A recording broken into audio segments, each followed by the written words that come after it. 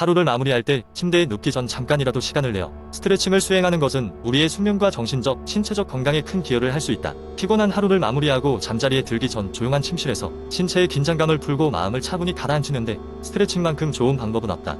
고단한 하루를 끝낸 어느 날 밤, 나는 침대에 눕기 전에 간단한 스트레칭 루틴을 만들어 보기로 했다. 인터넷 검색과 여러 전문가의 조언을 참고하여 가장 효과적이고 필수적인 5가지 스트레칭 동작을 선택했다. 이 운동들은 근육의 긴장을 풀어주고 마음의 안정을 찾게 하며 무엇보다 수면의 질을 높이는 데 큰 도움을 준다. 첫 번째 동작은 폐 스트레치. 고양이가 기지개를 펴는 듯한 자세로 허리를 둥글게 말아 어깨와 등 근육의 긴장을 푸는 데 좋다. 이 동작을 통해 나는 하루의 피로로 인해 굳은 등 근육을 부드럽게 풀어줄 수 있었다. 숨을 깊게 들이마시고 내쉬며 척추를 말고 풀기를 반복하다 보면 온몸이 풀린 듯한 느낌을 받을 수 있었다. 두 번째는 차일드 포즈. 차일드 S 포즈이다. 무릎을 꿇고 엉덩이를 뒤로 하여 발 뒤꿈치에 앉는 자세로 엉덩이와 허리, 목과 어깨의 긴장을 풀어준다. 이 자세는 나에게 마치 깊은 수면에 빠진 듯한 평온함을 가져다 주었다. 하루를 보내며 미처 풀지 못한 긴장감을 기저귀를 찬 아기처럼 안정된 자세로 자연스럽게 해소할 수 있었다. 세 번째는 햄스트링 스트레치다. 앉은 상태에서 한 다리를 앞으로 뻗고 몸을 앞으로 숙이는 동작으로 허벅지 뒤쪽 근육을 늘려준다. 오랜 시간 앉아 있거나 서 있는 근무로 인한 다리, 피로를 해소하기에 이보다 더 좋은 방법은 없을 것이다. 천천히 다리를 뻗고 긴장을 풀며 근육이 주는 작은 저항감마저 마음을 편하게 만들어준다.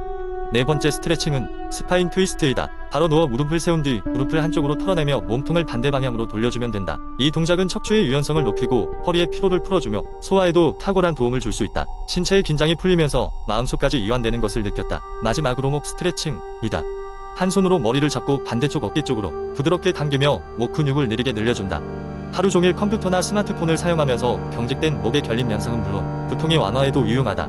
스트레칭을 하면서 누적된 피로와 스트레스가 몸 밖으로 녹아나가는 느낌을 받았다. 이 5가지의 스트레칭을 침대에 눕기 전에 차근차근 따라하면서 나는 몸이 가벼워졌고 마음은 더욱 편안해졌다. 온몸이 이완된 상태로 침대에 누웠을 때 전에 없이 깊고 만족스러운 잠에 빠질 수 있었다. 이 작은 루틴이 나의 밤을 바꾸었고 무엇보다 아침을 부드럽게 맞을 수 있는 기반이 되어주었다. 이러한 스트레칭 루틴을 통해 건강한 수면과 더불어 다음날의 활기찬 시작을 기대해 볼 수 있게 되었다. 두 번째 이야기. 나는 어느덧 하루의 대부분을 스마트폰과 함께 보내는 사람이 되어 있었다. 아침에 일어나자마자 스마트폰 화면을 보며 하루를 시작했고 점심시간에는 SNS에서 새로운 소식이나 친구들의 게시물을 확인하기 바빴다. 저녁이 되면 유튜브 영상을 보다가 새벽을 맞이하기 일쑤였다. 디지털 세계에 빠져 살다 보니 실제 내 삶은 나날이 피폐해지고 있었다. 어느 날 문득 내 정신 건강이 급격히 나빠졌다는 것을 깨달았다. 매일같이 무기력함이 밀려왔고 아무 이유 없이 불안하고 초조해지기도 했다. 그렇지 않아도 불면증에 시달리던 나는 이제 더욱 숙면을 취할 수 없게 되었다. 의사와의 상담 끝에 그 원인이 바로 내가 지나치게 의존하던 스마트폰이라는 사실을 알게 되었다. 그래서 나는 디지털 디톡스를 결심하게 되었다. 처음에는 너무 힘들었다. 익숙한 일상을 갑자기 중단한다는 것은 예상보다 큰 스트레스로 다가왔다. 스마트폰을 멀리 하려고 하니 손이 떨리고 불안했지만 그럴 때마다 나는 심호흡을 했고 다른 활동에 집중하고자 노력했다. 나만의 룰을 정했다. 아침에는 스마트폰 대신 산책을 나갔고 저녁에는 독서를 하거나 명상을 하며 시간을 보냈다. 하루에 딱 1시간만, 그것도 정해진 시간에만 스마트폰을 사용하기로 했다. 그렇게 새로운 것들을 시도하면서 차츰차츰 나의 일상이 변화하기 시작했다. 점차 스트레스가 줄어들고 마음의 여유가 생겼다. 주변의 사소한 것들이 감사할 수 있게 되었고 나 자신에게 더 집중할 수 있게 되었다. 친구들과 직접 대면하여 대화하는 시간도 늘어났고 오랫동안 미뤄두었던 취미 활동을 다시 시작했다. 디지털 디톡스라는 새로운 시도는 나에게 변화를 줬고 고맙게도 내 정신 건강을 챙기게 해주었다. 물론 완벽한 단절을 할 수는 없지만 이제는 그 균형을 찾는 것이 중요하다는 것을 배웠다. 나의 이런 경험이 다른 사람에게도 작은 위로와 도움이 되었으면 좋겠다. 세 번째 이야기. 하루에 물을 2리터 마시는 것이 건강에 미치는 영향은 굉장히 긍정적이다. 이 건강 습관은 건강과 웰빙을 개선하는 간단하면서도 효과적인 방법 중 하나로 많은 전문가들이 이를 권장하고 있다. 건강 전문가들은 물을 충분히 섭취하는 것이 체내 기능의 원활함에 기여한다고 강조한다. 우리가 매일 충분한 양의 물을 섭취하면 신체의 다양한 부분이 긍정적으로 변화하게 된다. 첫째, 물은 체내 독소를 제거하는 데 중요한 역할을 한다. 인체는 다양한 경로를 통해 불순물을 배출하지만 물을 충분히 마시는 것은 이러한 과정에 있어 용이함과 효율성을 더해준다. 소변을 통해 신체에 노폐물을 배출하는 메커니즘이 향상되면서 신장의 건강도 동시에 지킬 수 있다. 결과적으로 신체의 해독 능력이 높아지면서 이를 통해 자연스럽게 면역 체계가 강화된다. 둘째, 수분은 신체의 체온 조절에 있어서 매우 중요한 요소이다. 하루 물 2리터는 우리 몸이 체온을 적절하게 유지하는 데 큰 도움을 준다. 특히 더운 날씨나 운동 후 체내의 수분을 보충함으로써 체온을 조절하고 탈수를 방지하게 된다. 탈수된 상태에서는 피로감이나 어지러움 등의 증상이 발생할 수 있지만 꾸준한 수분 섭취는 이런 위험을 줄인다. 셋째, 충분한 물 섭취는 피부 건강에 큰 영향을 미친다. 수분이 우리 피부에 충분히 공급되면 피부는 더욱 투명하고 부드러워지며 노화 징후를 어느 정도 예방할 수 있게 된다. 수분이 부족한 상태에서는 피부가 건조해지고 탄력을 잃게 되는데 물을 자주 마시면 피부가 매끄럽고 촉촉하게 유지된다. 또한 운동선수나 육체 노동을 하는 사람들에게 물은 특히 중요하다. 운동 중에 체내 수분이 대량으로 소모되기 때문에 수분을 적절히 보충하지 않으면 근육 경련이나 과로로 이어질 수 있다. 그래서 물을 충분히 마시면 운동 능력이 최대화되고 운동 후 회복 속도가 빨라진다. 마지막으로 물 섭취가 정신 건강에도 영향을 미친다는 연구 결과들이 있다. 탈수 상태에서는 집중력이 떨어지고 심리적 스트레스가 증가할 수 있다. 반면에 충분한 수분이 공급되면 뇌 기능이 향상되고 스트레스를 관리하는 데 도움을 준다. 따라서 물을 마시는 것은 심리적 안정감과 정신적 선명함을 유지하는 데도 중요한 역할을 하는 것이다. 결론적으로 매일 2리터의 물을 마시는 것은 침묵의 건강 비결이라 할 수 있다.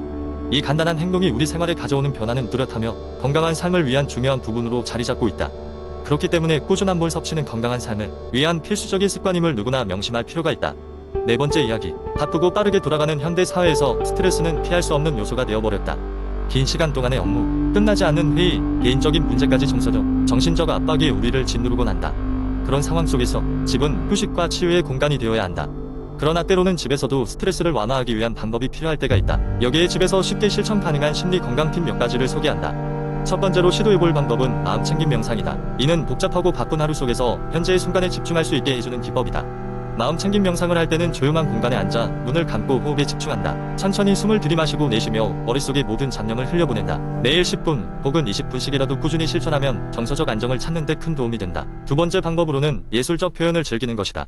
음악, 그림, 글쓰기 등 다양한 예술적 활동은 스트레스를 완화시킬 수 있는 강력한 도구다. 예를 들어 집에서 편안한 음악을 틀고 소리를 따라 흥얼거리며 간단한 그림을 그려보는 것도 좋은 방법이다. 음악이 주는 감정적 위안과 함께 그림을 그려나가며 내면의 스트레스를 색과 선으로 표현하면 마음이 한결 가벼워진다. 세 번째로는 마음 정리 일지를 써보는 것이다.